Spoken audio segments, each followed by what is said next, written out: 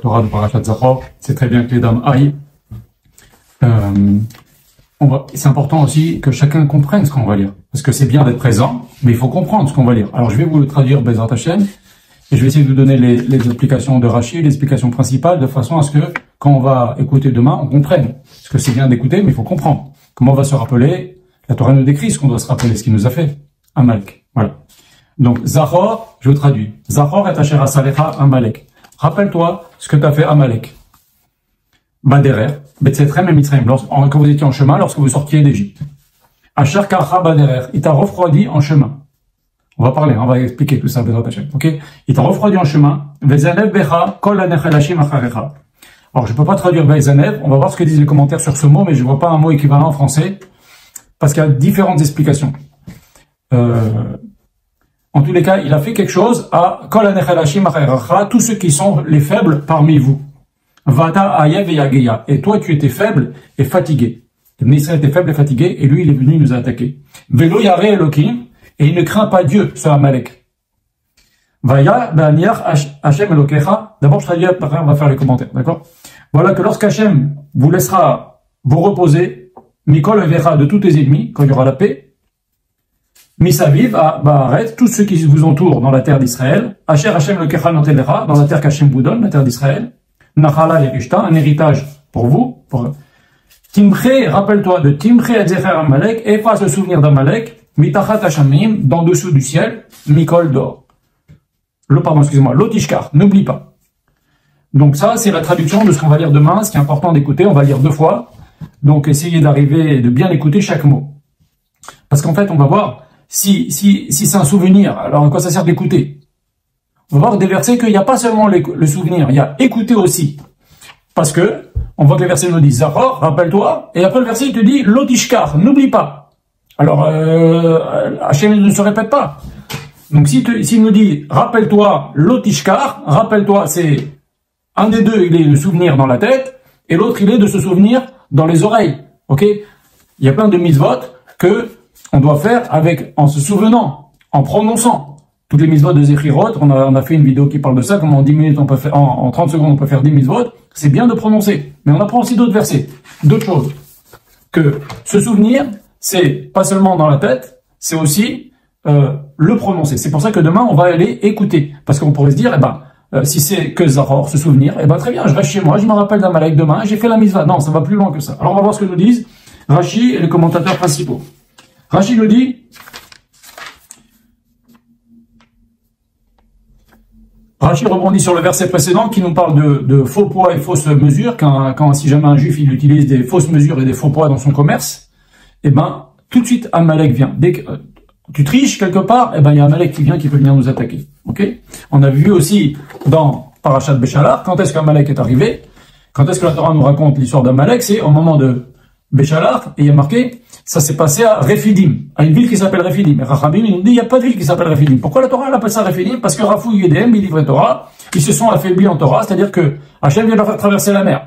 Hachem vient de leur donner des tas de choses, il les a sauvés, il leur a fait les 10 plaies, il les a sortis d'Égypte, et ils disent, est-ce qu'Hachem est parmi nous? Ils ont eu la chutzpah de dire, est-ce qu'Hachem est parmi nous? Hachem dit, bon, je vous envoie un mec, vous allez voir si je suis là.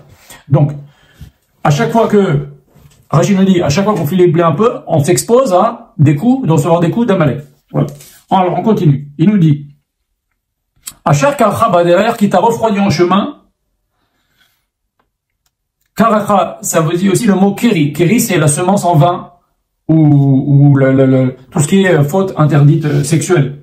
Et donc, il te dit, Rashi nous dit, Lachem Keri Vitouma, ça nous apprend que les Amalekim, ils ont pris des Juifs, et ils ont fait avec ce que les homosexuels font entre eux. Chazvé Shalom. Et Rashi nous dit aussi, Karacha est refroidi, le fameux machal, bien connu, que les gens avaient tous peur d'Ibn Israël, Amalek nous a refroidi, la peur, elle a été refroidie par Amalek. Rashi cite le fameux machal qui nous dit, il y a un bain très très chaud, vous le connaissez certainement, un bain très très chaud, tout le monde a peur rentrer dedans, il y en a un qui rentre et qui se brûle, mais après, ce bain, il ne fait plus peur à personne. Parce qu'il y a un qui est venu, qui a osé, après il fait plus peur à personne. Si Amalek n'avait pas été, en fait, pourquoi on doit en vouloir à ce Amalek, entre autres? C'est que, après la sortie d'Égypte, après les miracles qu'il y a eu, Shamou, Mami, Mergazoun, on dit dans les échanges, les peuples entiers, ils ont entendu, ils ont eu peur, ils ont tremblé des Israël. Donc normalement, les peuples entiers auraient dû avoir peur de nous. Mais à cause d'Amalek, les gens n'ont plus peur de nous attaquer. Parce que lui, il a cassé cette frayeur-là, cette terreur-là que tous les miracles d'Égypte et de la traversée ont mis dans toutes les nations du monde. Et ben, Amalek, il a cassé cette terreur-là. Vaizaneb Becha. Alors, le fameux Vaizaneb. Rachid nous dit quelque chose d'horrible. Il nous dit que il coupait la Brit Mila des hommes. Amalek, il attaquait les hommes, il leur coupait la Brit Mila. Il l'a jeté au ciel. Style Hachem, regarde ton signe d'alliance, allez. C'est horrible. Vata Yev Yagia, et toi tu étais fatigué par la soif, nous dit Rachid. Yagia, épuisé par le chemin. Vélo Yaré, Amalek ne m'a pas craint. Et c'est quoi le facteur aggravant? C'est que quand quelqu'un est fatigué, quelqu'un est malade, quelqu'un est en chemin, c'est traître de l'attaquer quand il est en position de difficulté. Quelqu'un, il vient de faire 2 jours de voyage, ou 7 jours, on était à 7 ou 8 jours de voyage, déjà. Et d'émotions, et de peur, et de traverser de la mer, etc. 3 jours dans le désert, sans eau, etc. Et tu attaques quelqu'un, c'est une lâcheté immense. C'est ça que nous dit le verset. Toi, tu étais faible et fatigué.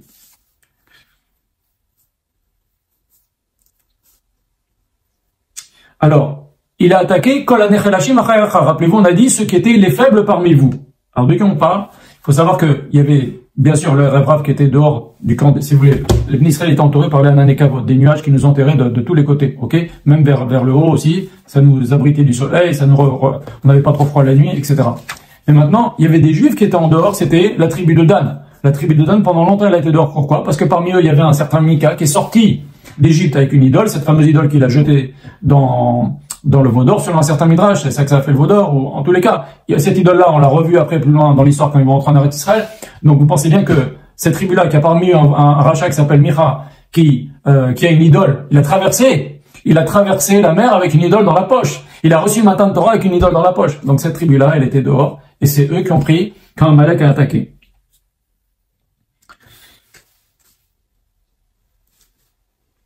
Timche Adecher Amalek, Ephaz Amalek, Meish Vead Isha, c'est-à-dire tout le monde. L'autre cours qu'on a donné sur Amalek, c'est pas Zahar Amalek, c'est Zecher, c'est le souvenir. C'est-à-dire que, on pourrait dire que par exemple, une femme qui fait pas la guerre, les femmes font pas la guerre. Ok? C'est les hommes qui font la guerre. C'est pour ça, c'est façon marloquette, il y en a qui disent, les femmes n'ont pas besoin d'écouter la parashat Zachor, parce que la parashat Zachor, c'est lié à la mitzvah de Timche, d'effacer Amalek. Or, qui va l'effacer faire la guerre à Amalek? C'est les hommes. Donc les femmes sont Torah. Mais comme la Gemara, elle va plus loin, elle nous dit non, tu effaces Amalek, même si tu vois écrit le nom Amalek sur une pierre, sur du bois, tu dois l'effacer. Et ça, c'est pas la guerre. Donc même les femmes, elles doivent le faire. Donc c'est pour ça que selon certaines opinions, une des raisons pour lesquelles, selon certaines opinions, les femmes sont tenues d'aller écouter la parashat Zachor, c'est parce qu'elles doivent effacer Amalek, même si elles le voient sur une pierre. Et donc on dit, par exemple, le minag à Purim, on écrit Amalek sur des papiers, on le brûle. Bon, il y a différents minagim comme ça. Voilà.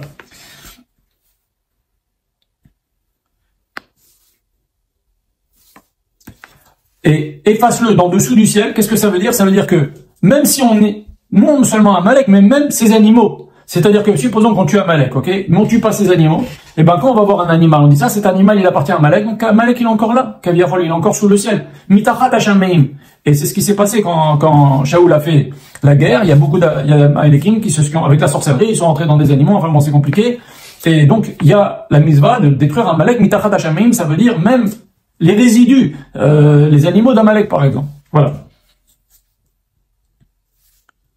L'otishkar, Balev. Donc il y a Zahor et l'otishkar, on l'a dit au début. Donc l'un il est forcément Balev, dans le cœur, et l'autre il est forcément avec la bouche. Ou sinon Hachem ne va pas te dire Zahor, l'otishkar, ça peut pas être la même chose. C'est vrai qu'en français, souviens-toi Zahor, l'otishkar, n'oublie pas, eh ben pour nous c'est la même chose en français, c'est quelque chose qui se passe dans le cœur, dans la tête.